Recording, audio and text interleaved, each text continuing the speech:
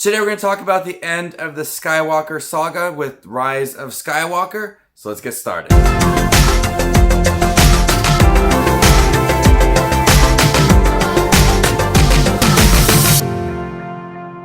Hey everybody, my name is Justin. I love to watch movies. If you guys love to watch movies too, you guys are in the right spot. Make sure to hit the subscribe button down below and click that bell notification for more up and coming videos. Today we're going to talk about Star Wars Episode 9, The Rise of Skywalker. I was really anticipating this movie. I am a huge Star Wars fan and I was so excited to see a new Star Wars film in theaters and this end of the Skywalker saga. And if you see off of the trailers, you see off of the posters, Emperor Palpatine would return. So I was curious to see how they were going to integrate that into the movie, and are we going to get some more answers from The Last Jedi? Because I had a lot of questions about that movie, and I'm not the biggest fan of The Last Jedi, so I was going to see how J.J. Abrams could kind of rewrite certain things that The Last Jedi did wrong for me. And so I had a lot of hopes, and I had a really high anticipation for it, and my expectations were just through the roof for this movie. This movie is a huge fan service, and I'm all about fan service. I like fan service. I like when certain things are connected within movies. When it's all connected, I feel joyful and I feel happy that we get something that's connecting to the very first Star Wars movie.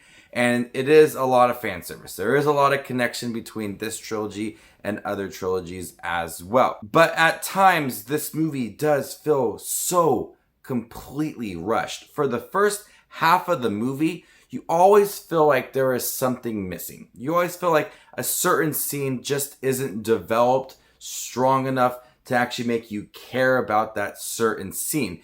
And it just kind of moves through the movie trying to get to that next scene without adding a lot of depth to that scene. And without adding a lot of depth, there's certain scenes that try to spark certain emotions and you just don't feel it because a lot of the scenes do feel rushed.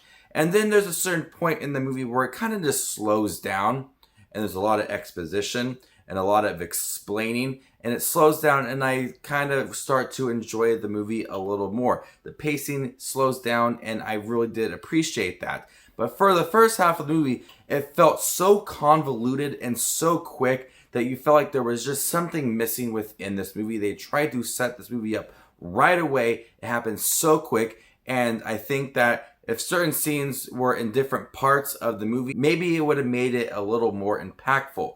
But the way that it was set up and how quick the beginning was, it made for the rest of the movie and certain scenes just not that impactful and just not that emotional. There's a lot riding on this movie and J.J. Abrams coming back once again to do this movie. He had a huge task at hand. The Last Jedi it's a movie that a lot of people loved, it's a movie that a lot of people hated. It's kind of just like both sides. So he had a huge task coming into this movie to try to create another film that maybe people will enjoy.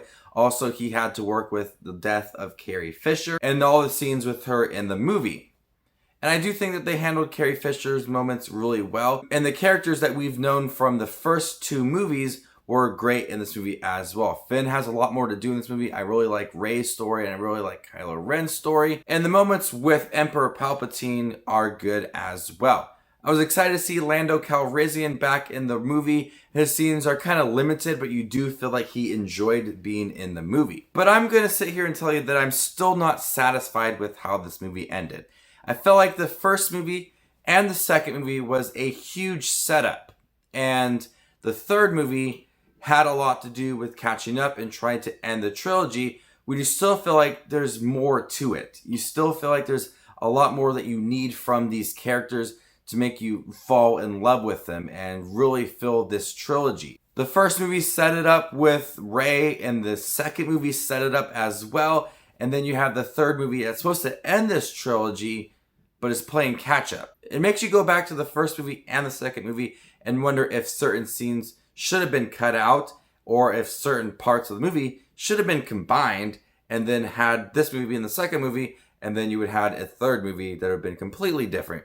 You almost wondered what J.J. Abrams' vision would have been for the second movie, or what have Rian Johnson's vision been for the third movie. They just didn't have a clear vision of what they wanted this trilogy to be, and I think that parts of the Rise of Skywalker definitely hurted because of those moments within the first movies, because they didn't have a clear vision of where they wanted this trilogy to go. The Rise of Skywalker is a beautiful looking film. It is one of the best looking Star Wars movies.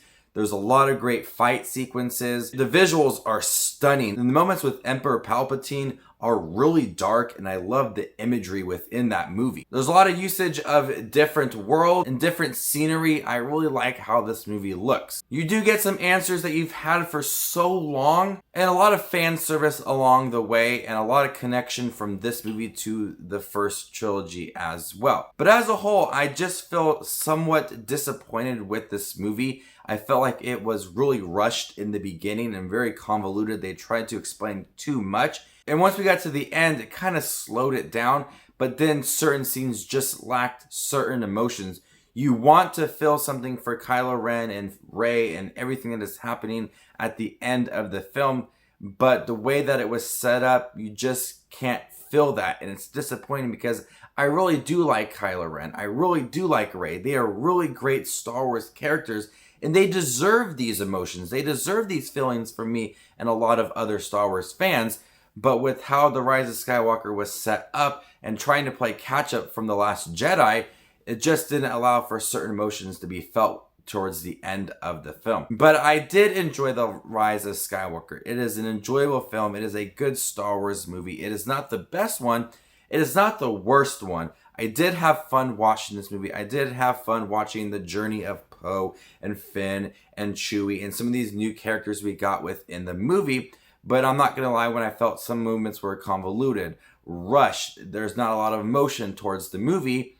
But I did enjoy the movie. It is a good Star Wars film. Not the best, but it's not the worst. I've heard people call this the worst movie of all 9, and I don't see that. But that's just me. I do enjoy this movie a lot more than The Last Jedi. And I'm going to be honest with you, watching this movie makes me dislike The Last Jedi a little more, because The Last Jedi just feels kind of like a waste of a movie and makes certain scenes in The Rise of Skywalker just feel kind of disappointing because of what we got for The Last Jedi. I would just like to see a different kind of vision for this trilogy, and I feel like the first movie, I feel like J.J. Abrams and Rian Johnson just had completely different ideas, and it just did not work out for this third movie because J.J. Abrams was trying to rewrite what Rian Johnson did. He wanted a different vision from what J.J. Abrams had for The Force Awakens. So J.J. Abrams was trying to do what he wanted to do for the third film. And so he kind of had to tie things in with what Rian Johnson did. So before I give my final thoughts and score on The Rise of Skywalker,